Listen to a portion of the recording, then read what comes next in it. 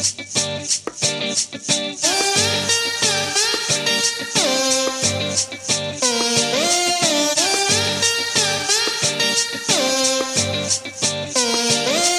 to you from deep in the heart of Texas, this is Punk Brats, a podcast focused on the lives and experiences of our military brats. We didn't serve, we got served. Now here are your Punk Brats, Rose and Lisa. Hey, it's Rose. Hi, it's Lisa. Welcome to another episode of Punk Brats. Hi, Rose. Hi, Lisa.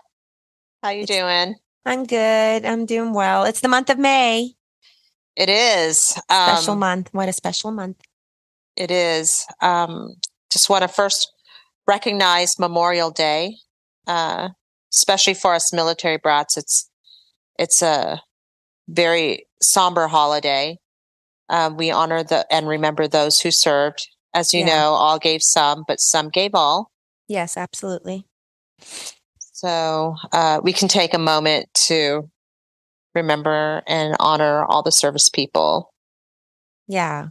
Well, thanks for acknowledging that. That's definitely the most important date in May. So I'm glad you acknowledged that first and foremost.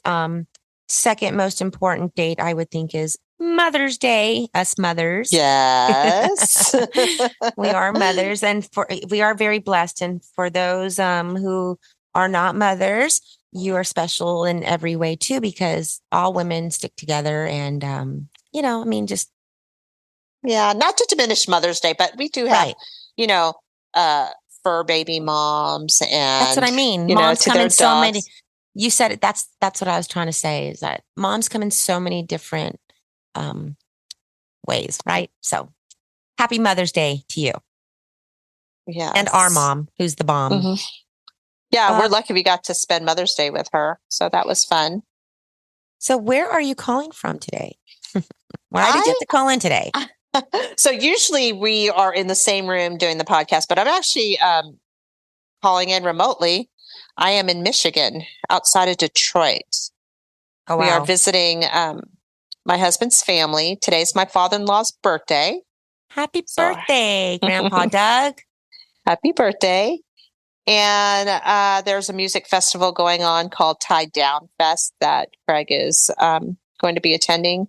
And I'm just here for a little bit rest and relaxation after another school year. How'd y'all get there? Y'all drove, right? We did drive. Yes, and we drove. You drove through the Dallas storms. We did. And that was pretty scary, I have to say. I felt the full force of Mother Nature. You didn't tell me till after we got here that there were tornadoes in Dallas. Yeah. I wasn't listening to the radio or anything because I was the one driving. Hail the size larger than golf balls, they said. Well, I didn't experience any hail, but I have to tell you, I had my windshield wipers going on the fastest, and I still couldn't see like 2 feet in front of me. And all the trucks and the cars that were on the freeway had their hazards on, but there was a bunch of cars lining the side of the freeway, just stopped waiting for the storm to go. And I had considered stopping too, because it got pretty scary there, but I was like, but you didn't. No, the flex because that was kept going.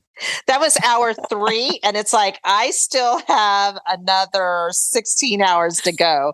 And every minute that we are not moving, it makes that trip even longer. Yeah. But you also have that heavy duty car, the Flex. Like, you should see my sister and her husband's car. It looks like a hearse. It's like, this thing will go through anything. So Texas storm or not, that Flex was going to get there. But speaking of trips, Chris and I made a quick trip out to Oregon.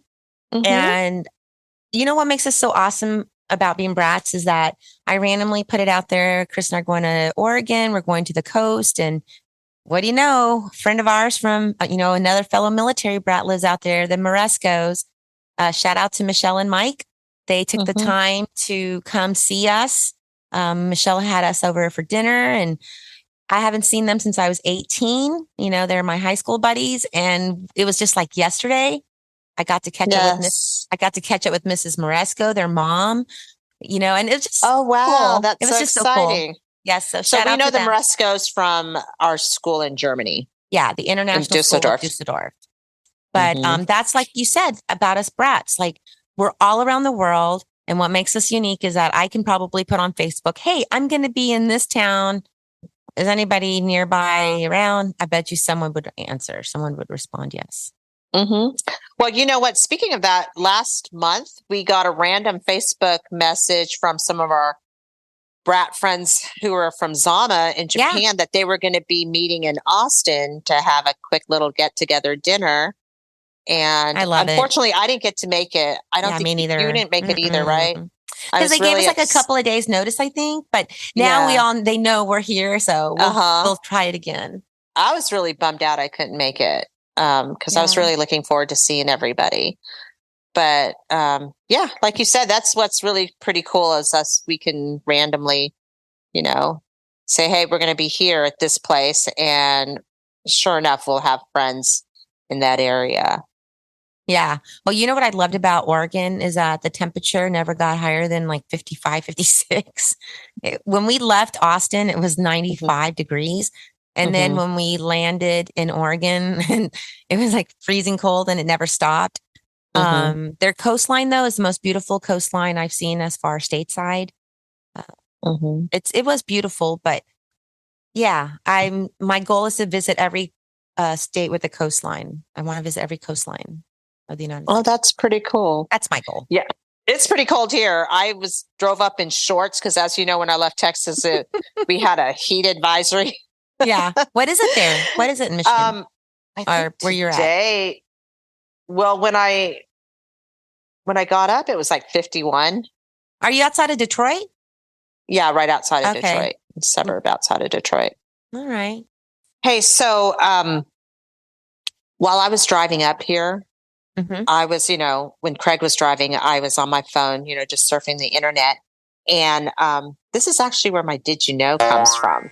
Because I saw this funny Tiger Woods meme. And, Tiger Woods is a military brat. I think everybody knows that, right? I do now.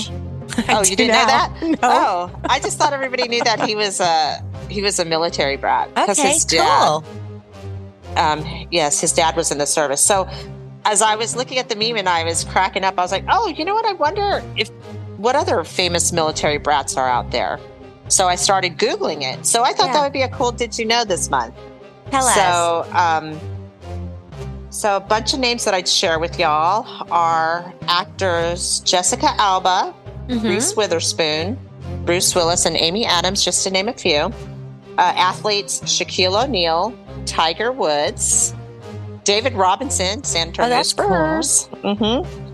Singer Christina Aguilera, Elton John, and Bob Marley. They weren't American. Well, Christina Aguilera was, but Elton John and Bob Marley weren't American military brats. But military brats just the same, Yeah, absolutely. Wrestler Shawn Michaels. Shawn Michaels, okay. Comedian Patton Oswalt, Martin Lawrence. And are you familiar with photographer Annie Leibovitz? I am. Yes, I am. Yeah. She makes those amazing photographs. But anyway, she is also a military brat. So that is my Did You Know? Well, Jessica Alba is a Texan. Reese Witherspoon is a Texan. And Christina Aguilera lived at Camp Zama, Japan, or Sagamihara. We were in Zama. She was in Sagamihara. And that's all I know about those folks. And let's see. Yeah, I know all the other ones, though. But I'm sure there are a lot of brats out there. Oh, yeah. These were just some. I mean, there were a ton. I had to shorten the list. I just kind of pulled out like some random names, but it's interesting that you said Christina Aguilera. I can tell you a little story about her. Craig and I at one point had a screen printing shop in California, right in Hollywood. Yeah. And we had screen printed a shirt for one of our companies. And Craig came up with the design it was a Punk Brat logo. This was way back in the day before it developed into our podcast. Yeah. And there was an issue of Rolling Stone that came out, and there was Christina Aguilera wearing one of Craig's designs on her shirt. That's cool. I remember that. Wasn't it in Rolling Stone magazine? Yeah. It was in Rolling Stone magazine. We will post the picture on our Punk Brats website. So if you guys are interested in seeing it. And on our Facebook, super cool. And our social media. Yeah. We'll put it up share there. that. Oh my gosh. Yeah. Very, very cool. So I totally forgot about that. Yeah. So I was just talking about California, which is really kind of another segue here. I'm really excited about our guest for May. Yeah. So Army brat Cynthia Doss received an honorable mention award in the 2024 Los Angeles Times Festival of Books competition for the book she wrote about her father called Black Officer, White Army, a memoir of forgiveness and tolerance. Mm-hmm. And she is our upcoming guest, and I'm excited to talk to her. Yeah, I was looking at some of her at her website and her books, her 2 books that we will be talking with to her with about. And I don't know, Cynthia just seems just a little bit of going back and forth emailing. Mm-hmm. I'm already fascinated, and I haven't even already spoken to her. So, and the fact that she knows places that you and I've been to, like how they were stationed in Europe. Okay. You know what place I'm talking about because I can never say it, but that place. Say it, Rose. Say it. Madura Dom. Thank you. You know, we're going to ask her about that. When I emailed her and asked her about, we talked when you and I were talking about her, and when she's like, "Oh, I've been there." It's like, oh my gosh. So we just have like Sage had been there. You know what I mean? Like we talked to other guests. I'm just really excited about meeting Cynthia. So I guess I need to bring her out now, huh? You ready? Yeah, I'm ready. All right. Hi, welcome to the Punk Brat Show, Cynthia Doss, an Army brat. Welcome. Thank you. Thank you. I'm so happy to be here. Hi, Cynthia. It's Rose. Hi, Rose. And I'm Lisa. Nice to meet you. Yeah, nice to meet you as well. Take it away, Rose. We never know who's going to take it away, but Rose, take it away. We're just like, oh. So, Cynthia, we would like to get to know you a little bit more. So if you could start first by telling us where you were born, what branch of service you are as a military brat, and after you get done telling us a little bit about yourself and your life and how you grew up, I'm going to ask you that dreaded question about how you feel when somebody asks you where you're from. I ask that to all our guests. The question. I'm always curious to hear everybody's answer. Yeah. Well, I was born in Lawton, Oklahoma at Fort Sill. My father was in the United States Army for 21 years. We, not too long after I was born, moved to Germany. I don't remember much about that tour because I was so young, but my sister was born over there. I have 2 older brothers. One of my brothers was also born on a previous tour. So the family altogether, there were 3 tours, but I was only around for 2. We came back to the States mid-60s, and Daddy was stationed at Fort Riley, Kansas, Northeast Kansas, and then went back. I want to say it was barely a year. Went back to Germany again, and that's the tour that I remember. We were stationed. We were in Kaiserslautern, Germany, and so pretty much spent most of my childhood in cold climates. And after I graduated college at Kansas State University, I decided I had had enough of the cold. So I moved to California, came here to go to graduate school at USC, finished my master's at USC, and worked for a number, for 20 years as an event manager for Performing Arts Center, and another 10 years with the city as a management analyst at City Hall. And now I'm retired, but not really retired because I published my first book the year that I retired in 2018. And my second book just came out earlier this year. That is like a second job, right? I mean, like writing a book. Very much so. Yes, it's a full-time job. Yes. So what, did you take your laptop everywhere you went? Everywhere you go? No, I am very old school. Well, let me put it this way. I am unapologetically old school about certain things. I still write my first drafts longhand, not only longhand, but I usually use a fountain pen. That's how old school I am. Oh, that is so cool. So I love don't that. do laptops now for revision. Absolutely. I'm at my computer and I'm taking advantage of all of the word processing, techniques that, that are available. But my first drafts are usually longhand. Wow. Okay, so I am not going to let you get away without answering that question. How do you feel when someone asks you that dreaded question? Where are you from? Is it hard to answer? You can usually, or at least I can usually tell how invested in the answer the person really is. If I feel it's an obligatory question, I just say my father was in the service and I'm from all over, and I kind of leave it at that, and then the conversation moves on. But if I can tell that they really are interested, I go a little bit further into it, and I'll say that I spent most of my childhood in Germany, and then the rest of my childhood in Northeast Kansas. And then we go on from there, basically. But I consider myself, and it's interesting because I don't really consider myself a Californian, even though I've been here for better than 30 years. I just am from all over. I just consider myself from all over. I travel as much as I possibly can. And so I don't really feel like I have one place that I'm from. Okay. So I have a question. Kannst du Deutsch sprechen? I actually tried to relearn, because when we were in Kaiserslautern in elementary school, they taught us German right alongside English, and I was thrilled with it. So we come back to the States and nobody spoke German. So I lost all of that, the vocabulary that I had built up. And I would even periodically look for places to find German classes, and I just couldn't find them. And when it came to writing the book, because both of my parents spoke fluent German. Oh, wow. And I wanted to be able to write a reasonable scene showing them, interacting with a shopkeeper. And so I tried to learn it again, and German is not easy. No, trust me, Rose knows I know that.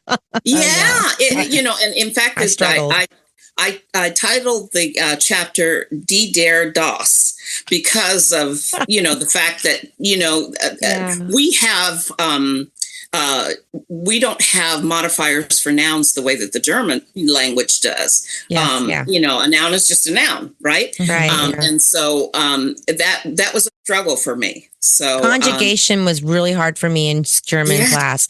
I think I learned my German speaking with my German friends, but when it came to there are people like Americans or people who speak English but can't read or write it. Same. I could speak German better than I could ever write it. I could read it. Writing it was just difficult for me.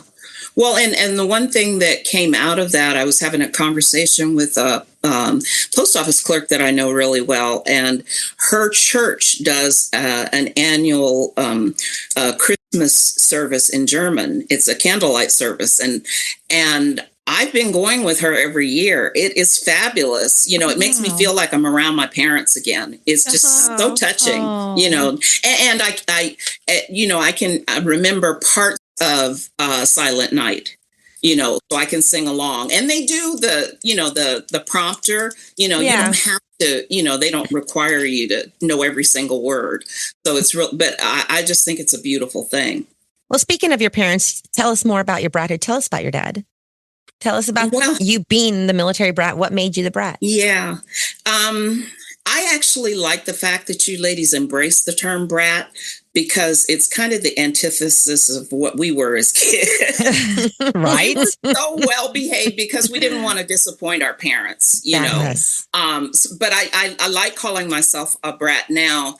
Very proud of my father's service. The one thing about my dad, and again, another motivation for writing this book, his personality was not what I saw in most people who wrote memoirs about military men. My dad, he had the patience of Job. If he got mad at you, maybe he stayed mad for about an hour. Oh, okay. And then later that day, he wouldn't even remember what he was mad about. So he didn't hold grudges. No, not at all. He just was very, and he was always, the first person to step up and help somebody if they needed, help. and I just learned so much from him. Well, from both of my parents, but I just learned different things, from him. His strength of character, his ability to take bad situations and make the best of them. So tell us about his career.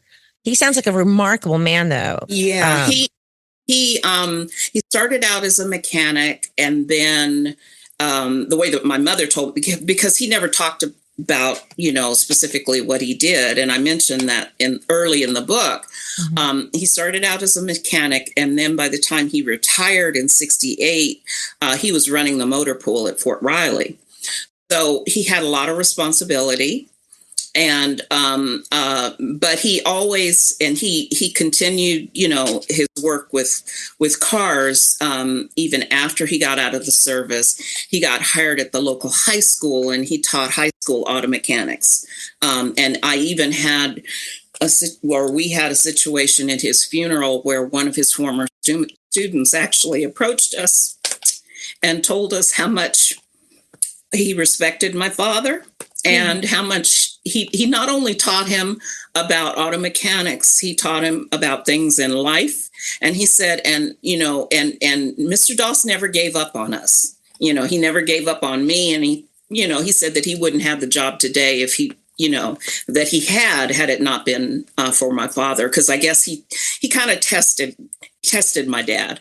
But that's just the way my father was. He just didn't give up on people. Mm-hmm. Wow.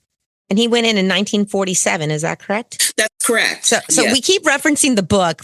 I guess we should tell our audience. We've not even mentioned the name of the book. I'm sorry. Yes, exactly. The title of the book is Black Officer, White Army, A Memoir of Forgiveness and Tolerance.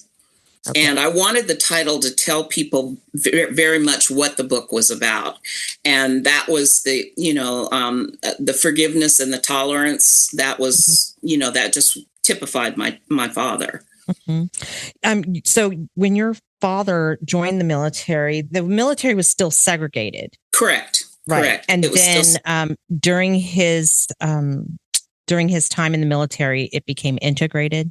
Yes. Is that correct? Yeah. Okay. So he fought in a segregated unit in Korea.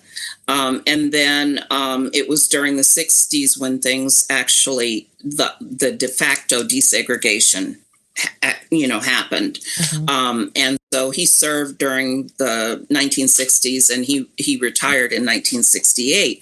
And the thing that occurred to me, because of something that my brother told me, my brother was career Navy, and I was struggling. I could not find, because I knew the exact unit that my father served with in Korea, and I couldn't find any information. And he said, well, Cynthia, you have to realize that when Daddy went into the service in 47, it was still segregated, and they didn't keep records on the colored units, which was how they referred to them, the way that they did the rest of the Army. And it was like a light went on in my head, because it's very possible that the men that my father commanded as an officer, the white men that he commanded, there probably were a number of them that weren't comfortable taking orders from a black man. Mm-hmm. Quite, but knowing that, and knowing the type of person that my father was, he was never bitter about his experiences. He just didn't, he didn't believe in carrying that kind of bitterness. And he was good at gaining people's cooperation. And wow. I even had a situation with a hospital administrator whom I thought he was calling me into his office because I was volunteering with a rape crisis unit that was part of the hospital. And I thought he was going to give me the usual rah-rah speech, thank you for volunteering, that kind of thing. And actually, he started out by telling me that he was career Army, and that he had experience working with my dad on the board of directors of the hospital, which, okay, that was like news to me. My father never told me that he was on the board of directors of the hospital. I knew he volunteered there, but I thought it was with disabled American veterans because he was very active with that. So that was number one. And then number two, the man, he basically said, I didn't serve with your father, but I have a sense of the caliber of officer that he was. And, as a warrant officer, I'm sure he brought smoke. That was the expression that he used was, officers of your father's caliber, they brought smoke. In other words, they knew how to get the job done. And my father did that more so out of cooperation than just wearing a rank, which I think makes a statement about him. Wow. It's pretty amazing. Sounds like an amazing man. Yeah. Well, they say behind an amazing man is an amazing woman. So your mother must have been even more amazing. Amen. Because she held it all down, in many instances, even though, they were not always physically separated, but because of my father's work, he was not always there. So she was, to some degree, a single parent. Mm-hmm. And she ran, pretty much ran our household, I don't want to say with an iron fist, but she ran a tight ship, let's put it that way. And everybody had their responsibilities and we all pitched in, we all had chores. And if you did get in trouble, it was no wait till your father gets home. It was you're going to get it now and when your father gets home. That's our mom. Wait, are you sure your mom's not Korean? Exactly. I don't know if you know, but Lisa and I are half Korean. So yes, I know. Yeah. So when I meet. That's the beautiful thing about, and even our community in Junction City, Kansas, because of the military, it was very diverse. I have 6 incredibly close friends from high school and some of them from junior high days. We are still close today. 2 of them have Korean mothers, 2 of them have German mothers, and then the other 2, have our mothers are black, or the other 3 rather, our mothers are black, but all of our fathers are black. So I, was in and out of all kinds of, different culture homes, and and it was a fabulous experience. It was wonderful. The food's all good every single. Definitely, and I always had an appetite. So the food was, that was the highlight for me. Well, awesome. I want to kind of bring this back to you because we are, we share similarities that we both spent, all 3 of us spent some time, as children in Europe. You had briefly mentioned, when we were getting to know each other via email that you had family trips to Holland with your brothers and sisters, and it was just so fun. And I wish you could share some of that with us. Oh, certainly. Our listeners have similar experiences. Yeah. Well, timing wise, in school, we were reading the book Heidi and I was enthralled with the visions or the scenes where she's with her grandfather, in the mountains, and, their lunch consisted of just cheese and fresh baked bread. So we get to Holland and I'm seeing all this cheese on the docks ready to be exported. And I was in hog heaven. My mother used to keep it was a green and white Coleman cooler that was in the back of our Rambler. And she stocked it with these wonderful, cheeses from Holland. So that's the one memory. The other was the miniature city and I hope I can say it right, Madura Dam. And as a kid being at that height, it was just fabulous. The airplanes landed, on the tarmac, the ship sailed down the river. It was just everything. It had all these working parts. And then when I was trying to write this chapter for the book, I wanted to see first of all, I needed to recall the name, and then to find out that it's still there. I was just so blown away by the fact that it's still, it's still an open park and still, thrilling, people. And then also being on the shore of the North Sea, but the best of all was just looking out over acres and acres and acres of tulips. Oh, and yes, the tulips are immediately beautiful. tulips became my favorite flower. It was just amazing. I love tulips. Yeah, me too. I loved Madurodam. I remember going there.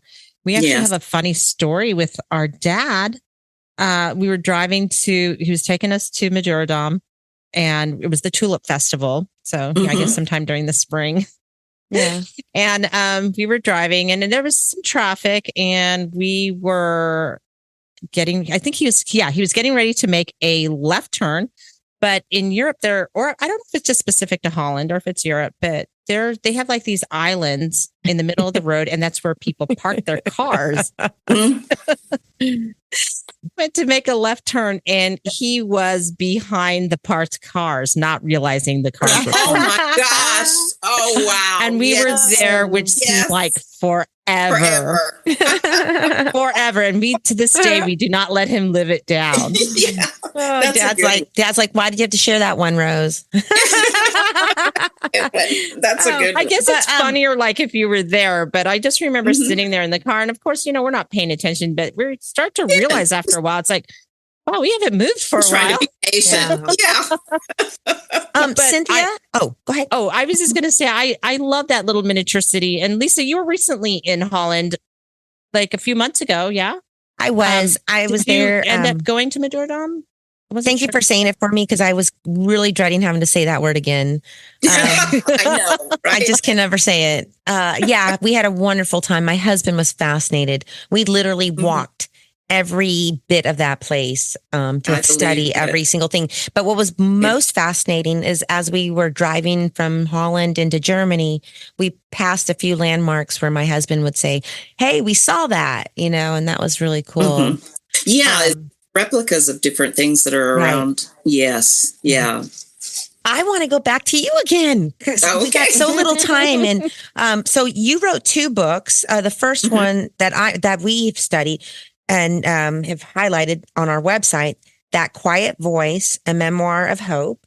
And then, as you mentioned, your second book that you just released, Black Officer, White Army. The first book, The Quiet Voice, a Memoir, I know it was related to your sister. Can you tell us a little bit about what inspired you to write that book?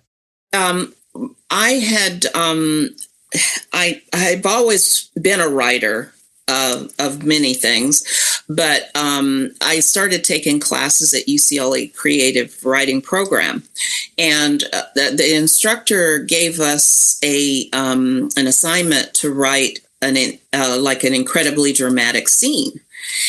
And at the time, my mother had just passed not too long before then, and I was really more focused on writing something about her because I felt like I was starting to forget things, But the scene that I ended up writing was when I first walked into the hospital room. I'd flown in from California. My sister was living in Wichita, Kansas, and I had walked into her hospital room, and I saw how out of it she was. My sister has sickle cell anemia.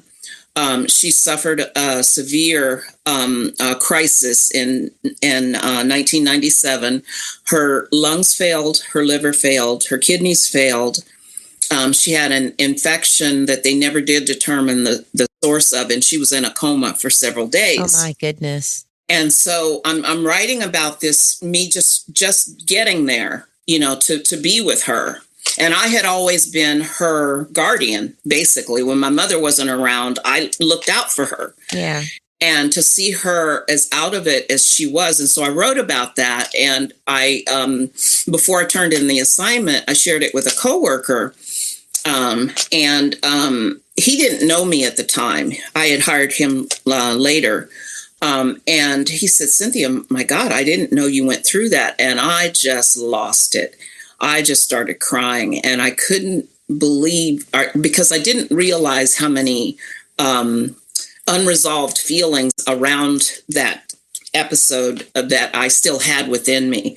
The sheer fear of losing my sister, the fear that I would not be able to continue without her, and many other things. And then too, out of that, and I share in the book, I discover that I suffer from clinical depression, and it had been undiagnosed for years. But it answered a lot of questions. And so the book, That Quiet Voice, it was me recognizing that there was always a voice inside of me that says, you can do this. You can do this. That's you amazing. will be okay. I mean, and the book starts out with me just about to jump out of a plane at 12,000 feet. I was doing a tandem jump. And the reasons why I chose to do that, and a lot of it was my trying to understand things, and so that was the impetus for that book. And I will say, my sister is still with me today. She still gives me grief all the time. So. And it's not that it's been easy for her. It still is a struggle. Yeah. But she, I tell people all the time, I want to be like her when I grow up. Hey, I want to be just like my sister too. When I grow up, Rose is my best friend. My sister, both my sisters are my best friends. Yeah. And it's so sweet because this is the month of May. It's also lupus month. And I'd like to recognize that my sister, I'm going to put out there, has lupus because, if we don't advocate and raise more awareness, nobody will know what it is. True. And I feel like lupus is a kind of like the military brat community. It's neglected a little bit. Yes. Because people just don't understand it. But, for your sister. And that was part of my motivation for writing about sickle cell, because a lot of people in the white community don't know what it is, and they don't understand how devastating. And even for me, it was not understanding, because when she was a child and was growing up, it would affect a limb, like her arm or her leg or whatever. It never once occurred to me that it could attack her internal organs, but that's just biology. That's just the fact of being human. And so that was a huge eye opener for me. But she's, one of the strongest people I know. Wow. Thank you. You're going to make me cry because I just love my sisters. I want to hug you. Rose, I want to hug you through the video here. Oh, well, thank you for sharing that story with us. Thank you. Okay, we got too deep there. Let's get undeep here. Guess what time it is? It's lightning round time. Okay. Are you ready, Cynthia? Do you know what lightning round is? Yes. Have you been okay. Oh my gosh, we have punk listening. I'm not sure how quickly I can answer, but I'll do my best. I'll let Rose take it from here. These are just random questions so that we can get to know you better. They have nothing to do with anything. They're not meant to trip you up. They're just meant so that we can, like I said, get to know you a little bit better. And just whatever first answer comes to your head. And if you really just can't think of an answer, you can just say pass, and that's also fine. Or if you don't feel comfortable answering something, but hopefully these will be fun. Wow, what are you going to ask her, Rose? Nothing. I'm just saying. I don't know. Just kidding. Okay. Question number 1, Miss Cynthia. What is the one place you have never visited that you would like to visit? Egypt. What is the last book you read? It actually was Shauna's book. I was a teenage dominatrix. Okay, good one. I've read that one too. Yeah. What is your favorite board game? I love Monopoly. Oh, yay. Do you prefer salty snacks or sweet snacks? Salty. Okay. And do you learn better by watching or doing? By doing. Okay. If you could invite any celebrity or a notable person, and they can be dead or alive, to dinner, who would you invite? Oh, that's a good one. You stumped her. I would say Obama. Okay. Barack Obama. great. And next question, summer break or winter break? Winter break. Okay. And what is your favorite holiday? Oh, I love these sound effects. If I could combine Christmas, Easter, and Mother's Day all together. Oh, that's beautiful. Okay. And describe your style in one word. Classic. And finally, what would your last meal be? Oh, it would be spaghetti. I love spaghetti. That's a good one. Yes, you got through our lightning round. Wasn't too uncomfortable, was it? No, not at all. I'm always surprised by some of our guests who will tell me, when we're doing our beginning banter, when we get to know them, off camera here, that they get nervous about the lightning round. I know. I was like, what? That was, yeah. It's harder than you think, though, because she practices on me, and I can't. Like I said, it's hard for me to even answer. Mm-hmm. You think you know, but you don't. Uh-huh. Yeah, and especially trying to narrow it down to one thing.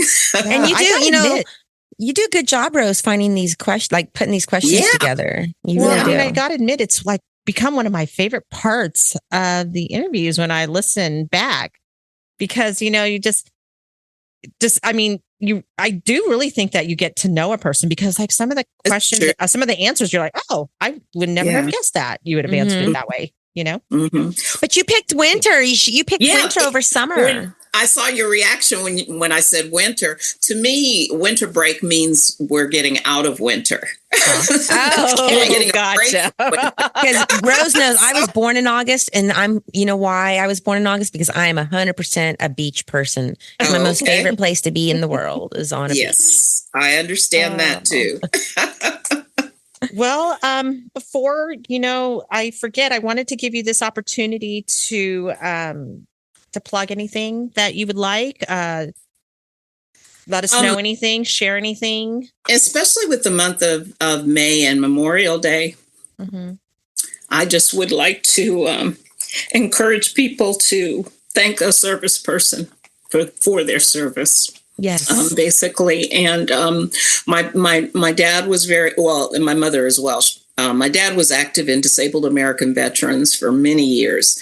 My mother was a member of the auxiliary, and I saw from the grassroots level how much that organization helps veterans. And I would encourage people to donate to DAV. You can go to DAV.org. I also, if people are interested in my book or things that are going on with me, my website is cynthiadoss.com. I made it really easy for people.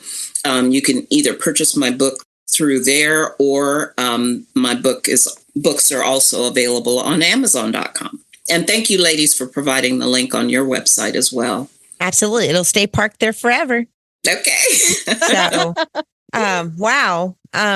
You have taught me a lot about you're going to make me cry now. No, really. I had an opportunity to hang out with my dad this morning, and he's my favorite veteran too. Mm-hmm. Next to my sister, Rose. No, Dad. But yeah, I'm not going to cry. Shoot, you're the first person to make me cry on Punk Brats. Just thank you to everybody out there. Yeah. Your people like your father who didn't look at color, but went in to fight for just his country. Exactly. Let's hope and pray that we can have many more people like your dad. Like him. Absolutely. Yes. Thank you. Great lesson. Yes. And thank you for letting us get to know him. Oh, I appreciate the invitation to talk about him, because I want as many people as possible to know about him and his approach to life. And your brother. Your brother is a decorated Navy. Well. Absolutely. Your brother is a United States Navy Master Chief Petty Officer. Correct. Retired. Yes. Yeah. Retired. So, yes. Thank you to him too. I'm proud of him. He was a submariner too. Wow. Wow. Your parents did an outstanding job. Yes. Wow. Thank you so much. Yeah. Well, close us out, Rose. Okay, Cynthia, we never say goodbye as brats. We always say see you later. See you later. We'll cross. Yep. So Yeah. thank you and see you later. See Thank you you so much. later. Thank you, ladies. What a great interview. I mean, I said before we started, I was fascinated with just a little bit that I already read about her.